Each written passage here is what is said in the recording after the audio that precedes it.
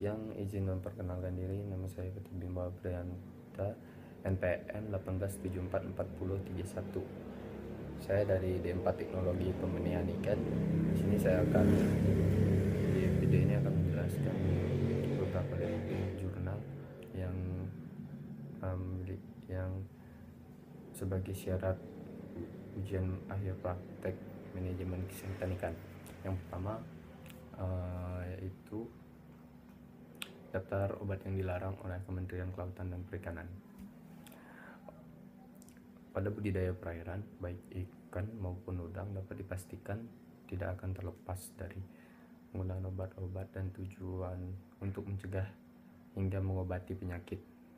Obat-obatan yang digunakan tentu memiliki dosis masing-masing, mulai dari rendah hingga yang tergolong obat keras. Nah, obat keras yang dilarang, beberapa obat keras yang dilarang penggunaannya terdiri antimikroba, zat pewarna, hormon, anestetika, dan sedativa, serta organofosfat. Nah, yang antimikroba, terdapat 5 golongan antimikroba yang tidak boleh digunakan melakukan budidaya perikanan karena dianggap memberikan efek negatif kesehatan, yaitu amfenikol dengan zat aktif, kemudian nitroimidazol, nitrofuran, makrolida, popipetida, dan masih banyak lagi. Kemudian yang kedua, zat pewarna. Zat pewarna yang dilarang adalah malachite green, leucomachite green, dan lain-lain. Hormon yang dilarang adalah estradiol sintesis, benestrol, dan masih banyak lagi. Kemudian anestetika dan sedativa, MS22, yaitu triken metanersulfonate. Terus yang terakhir organofosfat, yaitu ether, trifluylum, dan lain-lain. Nah, kemudian selanjutnya penghitungan darah. Metode penghitungan darah hematokrit merupakan perbandingan antara volume sel darah merah dengan plasma darah. Kadar hematokrit ikan cenderung bervariasi pada setiap perlakuan. Metode penghitungan total leukosit dijelaskan bahwa sampel darah dihisap dengan pipet yang berisi bulir pengaduk warna putih hingga skala 0,5. Kemudian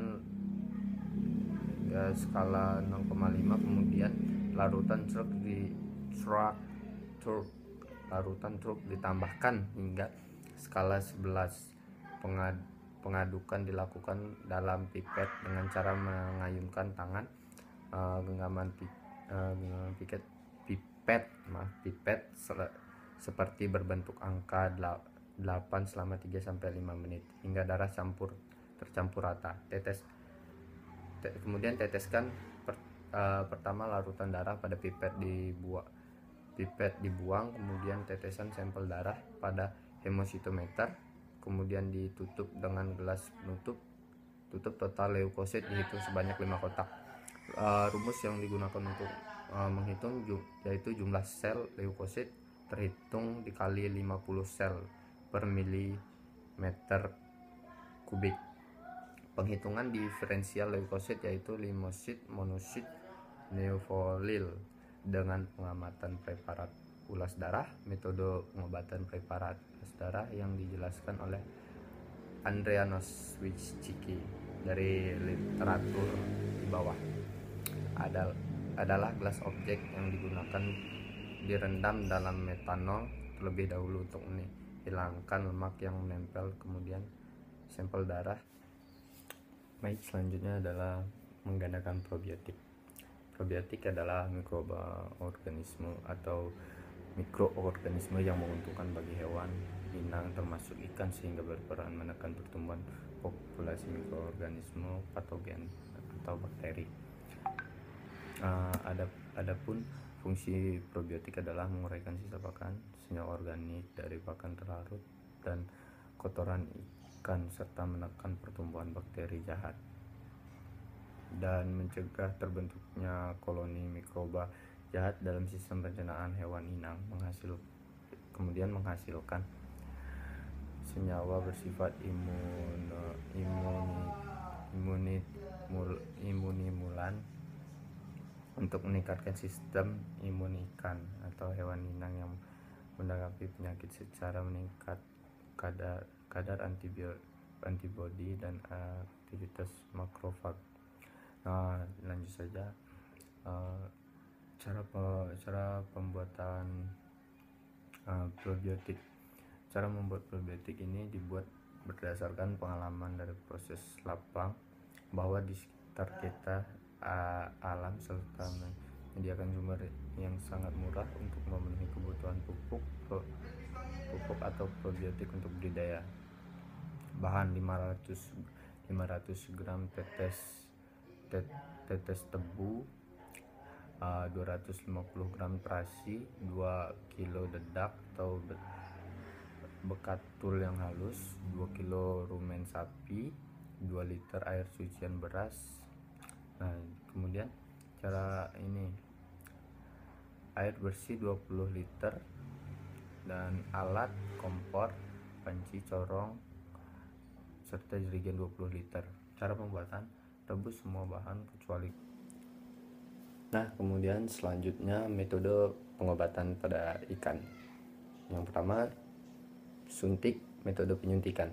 Umumnya digunakan untuk induk ikan. Teknik ini diterapkan apabila tidak terdapat cara lain. Sebenarnya menangani ikan melalui suntikan akan meningkatkan stres. Hal ini dilakukan apabila hanya satu-satunya cara untuk mengobati ikan yang dibudidayakan dalam karamba atau dalam kolam yang tidak mau makan. Injeksi obat memastikan bahwa obat masuk ke dalam tubuh ikan.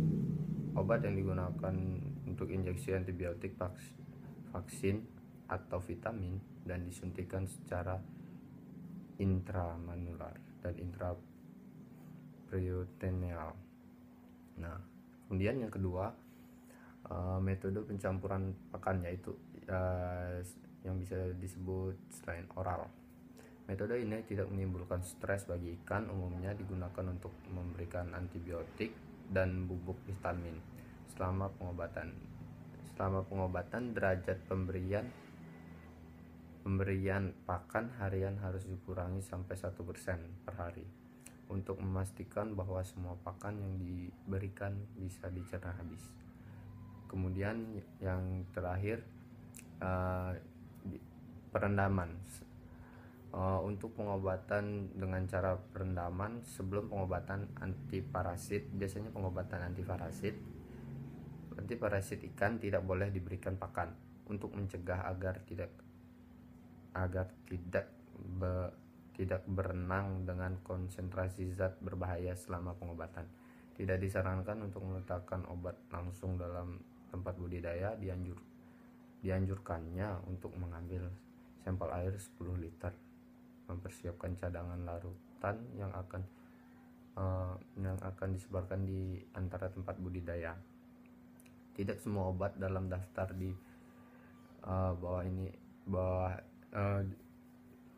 bawah ini berbahaya untuk ikan dengan dosis yang disarankan. Nah, dicampurkannya dengan air. Metode ini umumnya digunakan untuk memberantas ektoparasit dan bakteri eksternal. Meski sederhana, perendaman dengan bahan kimia atau obat memerlukan kehati-hatian atau berhati-hati untuk mencegah risiko selama pengobatan. Nah, yang terakhir adalah uji bioside. Menurut jurnal di bawah, Reis and Ausida menyebutkan bahwa uji toksitas atau bioside dilakukan untuk mengukur efek dari satu atau lebih bahan pencemar pada satu atau lebih spesies organisme. Kemudian uji biosai dilakukan dengan tujuan untuk mengetahui tingkat toksisitas limbah cairan industri tapioka yang diberi perlakuan terhadap ikan nila atau ikan lainnya. Uji limbah cairan industri tapioka yang dipergunakan untuk uji biosai merupakan limbah cairan industri tapioka yang diberi perlakuan bioflukasi, yaitu 6 mili CaCl2 6 mili CaCl2 40%, 2 mili biofluklan dan 15 mili alum 5%. Seperti penelitian pada tahap sebelumnya, berdasarkan hasil pengujian laboratorium, LICIT yang dipakai atau licit yang dipakai sebagai media hidup ikan mempunyai BOD 5 sebesar 287 mg per liter, COD 329 ppm, dan kandungan asam sianida 0,135 mg per liter. Nah, persiapan percobaan. Sebelum percobaan dilaksanakan, wadah penguji yang digunakan didesinfeksi dengan cara direndam larutan pK 20 ppm. Selama pengujian berlangsung, media uji coba diberi aerasi sehingga kadar oksigen terlarut tidak pernah berada di bawah nilai 70% saturasi.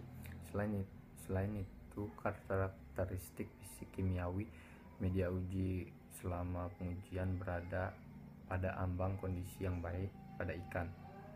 Dengan beberapa ketentuan tersebut, perubahan suhu media uji tidak pernah lebih dari 20